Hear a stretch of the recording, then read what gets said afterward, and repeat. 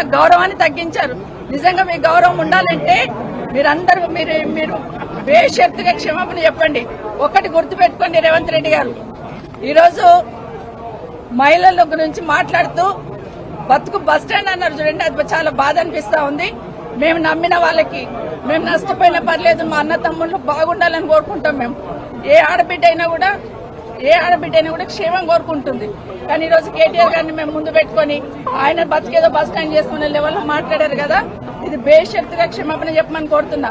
కానీ రేవంత్ రెడ్డి గారు ఇంకోటి గుర్తుపెట్టుకోవాలి, ఈరోజు రేవంత్ రెడ్డి ఆ సీట్లో కూర్చున్నారంటే పొద్దున్న లేస్తే ఇందిరమ్మ పేరు చెప్తారు, సోనియా గాంధీ పేరు చెప్తారు. కానీ అదే సోనియా గాంధీ బలిదేవత అని మాట్లాడింది ఎవరనేది దేశ ప్రజలందరికీ తెలుసు. ఈరోజు ఆ సీట్ మీద కూర్చున్నామంటే ఒక ఇందిరమ్మ కావచ్చు, సోనియా గాంధీ కావచ్చు, లేకపోతే సబితమ్మ కావచ్చు, ఆ పుణ్యాన్ని అక్కడ పోయి కూర్చున్నారని దయచేసి గుర్తుపెట్టుకోమని చెప్తా ఉన్నాను. ఇప్పటికైనా మీరు మాట్లాడి వెళ్ళిపోయి ఉన్నారు, మరి నా పేరు తీసుకున్నారు, మరి మాకు మాట్లాడే అవకాశం ఇవ్వాలి కదా. అసెంబ్లీలో మాట్లాడే అవకాశం ఇవ్వకుండా దొంగల్లాగా పారిపోయినారు. ఈ రోజు అది కూడా చెప్తున్నాను, ఎందుకు పారిపోయినారు, మా సమాధానం మీద ధైర్యం కూడా మీకు లేదా? భట్టి గారు గౌరవనీయులు డిప్యూటీ సీఎం గారు చాలా గౌరవంగా ఉంటాం, గౌరవంగా మాట్లాడతాం. వచ్చి మాట్లాడుతూ ఉంటే మాకు ఉపశమనంగా ఏదన్నా సంధాయిస్తారేమో అనుకున్నాం. కానీ వారు మాట్లాడుతూ కూడా మాట్లాడిన మాటలు నిజంగా బాధాకరం అనిపిస్తున్నాయి. ఆ రోజు ఏదో అపోజిషన్ లీడర్ గా నా పదవి పోయిందని మాట్లాడున్నారు. మరి మీ పక్క సీట్ ఈ రోజు మీకు వచ్చే అవకాశం ఉండే కదా, ఎందుకు ప్రయత్నం చేసుకోలేరని బట్టి గారిని కోరుతా ఉన్నాను. ఈ రోజు మీ పార్టీ అధికారంలో ఉంది కదా. అన్నిటికన్నా ముఖ్యంగా ఒక మాట అన్నారండి గౌరవనీయులు డిప్యూటీ సీఎం గారు, ఏ ముఖం పెట్టుకొని ఈ అసెంబ్లీలోకి వచ్చారన్నారు. మా కర్మగాలే వచ్చాం.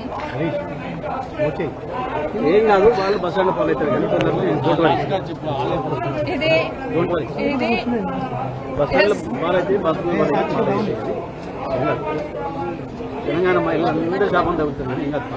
ఎందుకంటే మేమేం తప్పు చేయలేదు. దేశంలో చాలా మంది పార్టీలు మారుతూ ఉంటారు. ఈ రోజు మీ పక్కన కూర్చోబెట్టుకున్నారు. ఎన్నికలు అయిన తర్వాత మీ ప్రభుత్వం అధికారంలోకి వచ్చిన తర్వాత కేసీఆర్ గారి ఇంటి మీద ఉన్న వాళ్ళని కాకి నా ఇంటి మీద వాళ్ళతో కాల్ చేస్తామని మాట్లాడింది ఇదే గౌరవ ముఖ్యమంత్రి గారు. కానీ అదే కేసీఆర్ గారు గెలిపించిన ఎమ్మెల్యేలంతా తీసుకుపోయి మీ పక్కన కూర్చోబెట్టుకున్నప్పుడు నన్ను పార్టీ మారినవని అధికారం మీకు ఎక్కడిదేని అడుగుతున్నాను.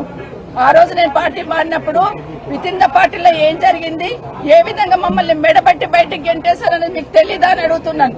ఎందుకంటే మాట్లాడలేదు, ఇన్ని రోజులు మాట్లాడలేదు. నేను నా పార్టీ గురించి ఎవరి గురించి మాట్లాడకుండా నేను కేసీఆర్ గారి నాయకత్వంలో పనిచేయడానికి వచ్చాను. 5 సంవత్సరాలు ఎందుకు మీరు నోరు మూసుకొని కూర్చున్నారు? ఇప్పుడు అడుగుతానండి, మాట్లాడాల్సింది 5 సంవత్సరాలు. ఈ రోజు నేను బీఆర్ఎస్ పార్టీ బీఫామ్ మీద గెలిచి వచ్చున్నాను. ఇప్పుడు నన్ను గురించి మాట్లాడే అధికారం మీకు ఎక్కడిది? ఈరోజు బాగా గుర్తుపెట్టుకోండి, నా కుటుంబానికి ఒక చరిత్ర ఉంది. నిజంగా మాట్లాడాలంటే నాకు 10 నిమిషాలు టైం ఇవ్వాల్సింది. ఆ రోజు నుండి ఈ రోజు వరకు నా జిల్లాలో నా కుటుంబం ఏంటి, నేనేంటి అనేది బాగా తెలుసు. ఎన్టీ రామారావు గారు ముఖ్యమంత్రిగా పక్కకు దించేసినప్పుడు అదే చంద్రబాబు నాయుడు గారు కాదని ముఖ్యమంత్రి గారు అంటున్నారు. ఆ రోజు ఇందిరారెడ్డి గారు హోంమంత్రికి రాజీనామా ఇచ్చి, అదే వీళ్ళ బాస్ ఆ రోజు ఉన్నప్పుడు కూడా ఇందిరారెడ్డి చనిపోయినప్పుడు నన్ను పార్టీలోకి రమ్మంటే నేను రానని ఇందిరారెడ్డి గారు పట్టిన జెండా నేను పట్టుకున్నాను. 2014లో మీరు టికెట్ ఇవ్వకపోయినా కూడా ఒక మాట మాట్లాడకుండా కాంగ్రెస్ పార్టీకి పనిచేస్తున్నాను. ఉన్న తర్వాత కూడా రాజశేఖర రెడ్డి గారు చనిపోయినాక నిజంగా రాజశేఖర రెడ్డి గారే మమ్మల్ని తీసుకొచ్చారు.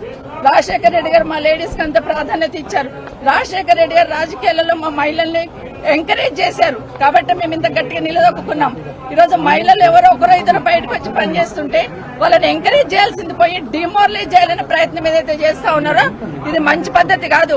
అసెంబ్లీలో కూడా ఆడబిడ్డలను అవమానించే సంస్కృతి వస్తుందంటే నిజంగా తలొంచుకోవాలండి. ఈరోజు కనీసం మాట్లాడే అవకాశం కూడా ఇవ్వకుండా పోయినారంటే ఈరోజు సమాధానం రాష్ట్ర ప్రజలకు చెప్పాలి. ఈరోజు ఇక్కడ కూడా మాట్లాడదామని వచ్చాం. అవసరం లేకపోయినా అరగంట నుండి అక్కడ కాంగ్రెస్ పార్టీలు నిల్చొని ఉన్నారు కాబట్టి ఇక్కడ మాట్లాడాల్సి వచ్చింది. ఈ రోజు రేవంత్ రెడ్డి గారికి నిజంగా ఆ 4 కోట్ల ప్రజలకు సంబంధించిన సీట్ అది. ముఖ్యమంత్రి అంటే రేవంత్ రెడ్డి గారు సొంతమేం కాదు. ఆ సీటు గౌరవం పెరగాలంటే ఈ రోజు మీరు క్షమాపణ చెప్పండి. తెలంగాణ రాష్ట్ర మహిళలందరికీ కూడా ఈరోజు క్షమాపణ చెప్పాల్సిన బాధ్యత ఈరోజు రేవంత్ రెడ్డి మీద ఉంది. భట్టి గారు గౌరవనీయులు డిప్యూటీ సీఎం గారు మీరు మాట్లాడిన మాట ఏదైతే ఉందో ప్రతి ఇంట్లో ప్రతి ఆడబిడ్డకు తగులుతుందండి. ఎందుకంటే మొహం పెట్టుకొని వచ్చిందనే మాట చాలా బాధ అనిపిస్తుంది. Thank you.